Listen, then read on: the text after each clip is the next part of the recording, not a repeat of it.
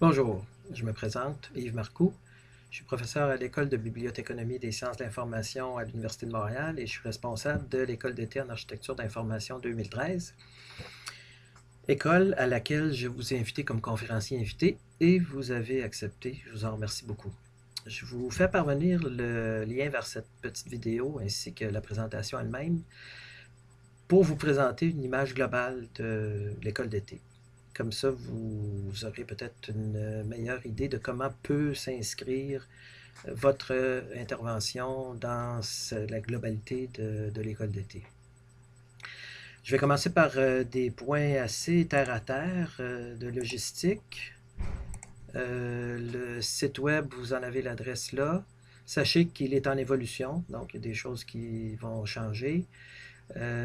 Physiquement, toutes les interventions vont se dérouler à l'Université de Montréal, au pavillon Lionel Groulx, au deuxième étage, à la salle C2031.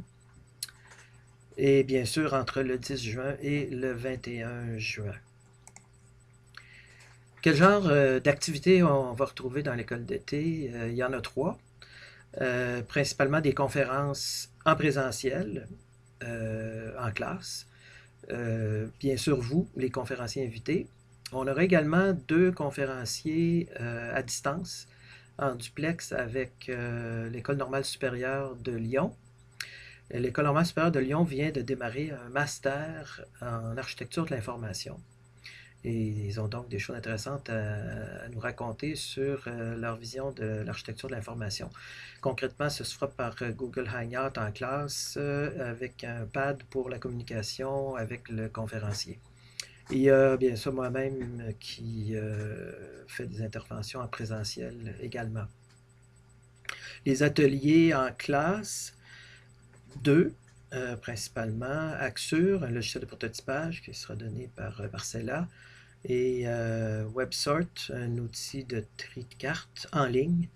Ce sera donné par Loïc. Je vais revenir là-dessus un peu plus tard. Et le travail pratique, c'est en fait l'activité évaluée pour les étudiants principale. Ça consiste à répondre à un appel d'offres fictif dont je parlerai plus tard. Et il y aura la possibilité de rencontrer des vrais utilisateurs. Le client viendra présenter son appel d'offres la première journée et tout au long de l'école d'été, les équipes vont élaborer leur réponse à l'appel d'offres et présenteront ça devant les représentants de CAMAC qui reviendront le dernier jour de l'école d'été pour se faire présenter les solutions élaborées. À titre indicatif, je l'ai mis en grisé. Les autres éléments d'évaluation, c'est un travail de réflexion sur une conférence préenregistrée. Il y en a un certain nombre qui seront disponibles sur le site d'école. Ils en choisiront une et ils écriront donc un petit court texte de réflexion sur cette thématique-là. Il y aura également une analyse d'un problème d'utilisabilité à travers la lunette de la sémantique intertextuelle.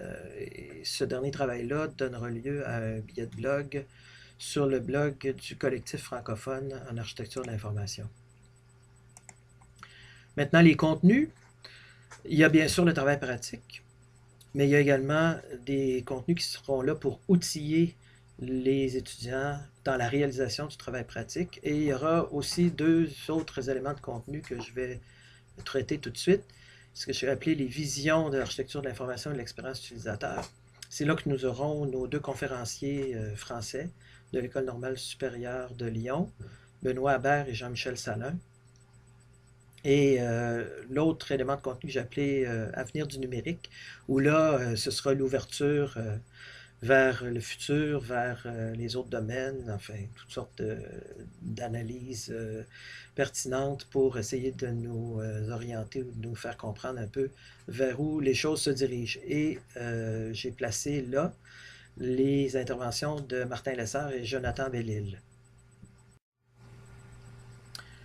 Le travail pratique lui-même, tel que mentionné précédemment, c'est dans le fond de répondre à un appel d'offres fictif d'un organisme sans but lucratif du monde culturel, l'organisme CAMAC, qui est en fait une organisation, un regroupement de musiciens amateurs.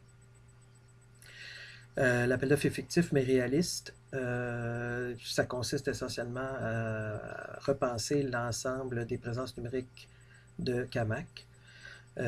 Donc, ça implique une réflexion transcanale, à savoir que ça doit réfléchir sur les présences web, mobiles, médias sociaux.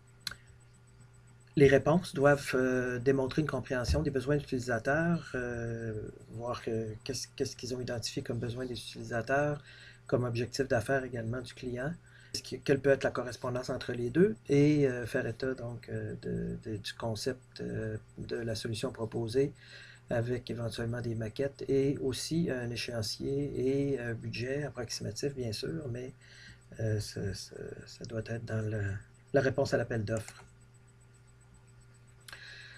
Dans le volet contenu, les outils pour le travail pratique, alors on a d'abord des outils méthodologiques et ensuite des outils qui serviront à connecter le produit qu'on propose avec le reste du monde.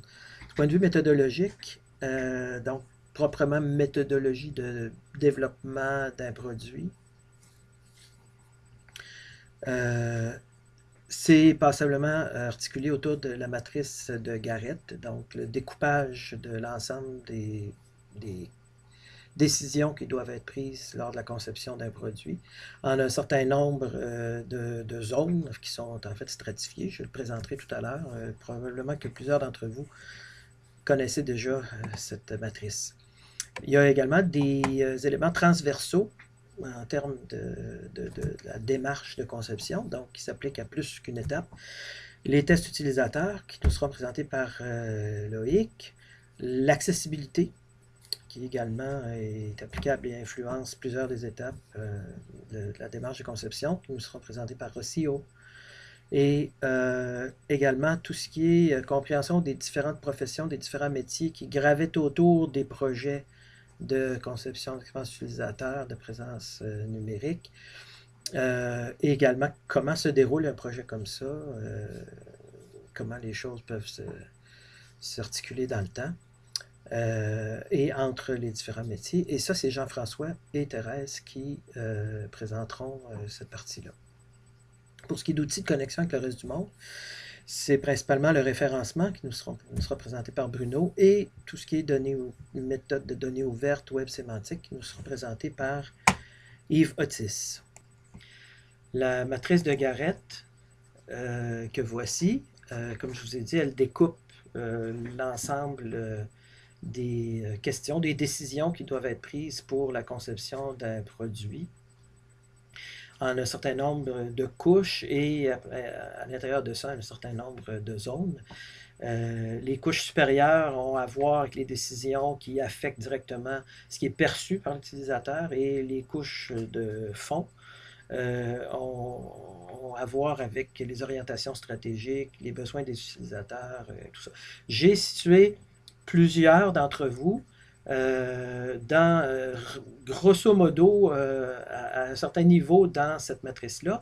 Mais bien sûr, il faut comprendre que vous avez chacun plusieurs spécialités et vous allez couvrir en classe aussi plus que juste une petite case. Mais grosso modo, j'ai essayé de vous placer à un niveau qui correspond à peu près à ma compréhension de ce que vous allez présenter. Alors, Sébastien qui va nous parler de visualisation plus dans les couches supérieures, Marcella de prototypage, qui, encore une fois, est applicable lorsqu'on commence à avoir des choses un petit peu plus concrètes, donc les couches supérieures, mais pas la couche sensorielle. Lynn qui va nous parler d'organisation de l'information est en plein couche médiane, directement à l'architecture d'information. Et Isabelle et Joël vont nous parler de service design qui suggère une vision holistique du processus de conception du produit, mais qui en particulier est très utile pour établir les besoins d'affaires pertinents et les besoins des utilisateurs également. Donc, c'est principalement elles qui vont outiller les étudiants pour pouvoir réfléchir sur cette couche de décision-là. Voilà, merci beaucoup pour votre attention. J'espère que je n'ai pas pris trop de votre temps. N'hésitez pas à me contacter. J'ai déjà contacté certains d'entre vous, mais si vous avez quelques questions, préoccupations, ne vous gênez pas. Vous avez mon adresse courriel, vous avez mon numéro de téléphone. Merci encore et je vous dis au mois de juin, on se voit à l'EPSI pour votre intervention à l'école d'été. Au revoir.